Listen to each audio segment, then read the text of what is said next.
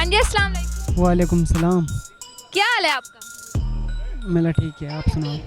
अल्हम्दुलिल्लाह मैं भी ठीक हूँ। क्या नाम है आपका? मोहम्मद इकबाल। कहाँ से आए हैं आप? हम गिलगित से।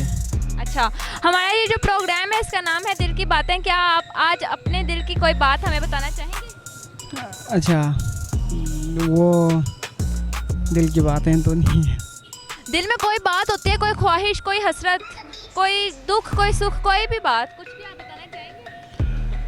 अच्छा जी, दिल की बातें तो ऐसे जो हम यहाँ पे घूमने के लिए आए का शौक़ था, लाहौर में घूमने के लिए आए हैं, बस घूम फिर कर रहा है भाई, यही है। अच्छा, ज़िंदगी में आपको कभी किसी से मोहब्बत हुई है? जी, मोहब्बत तो हुई है। हुई है। क्या वो मोहब्बत अभी साथ है, पास है? हाँ, वो पास है। पास है।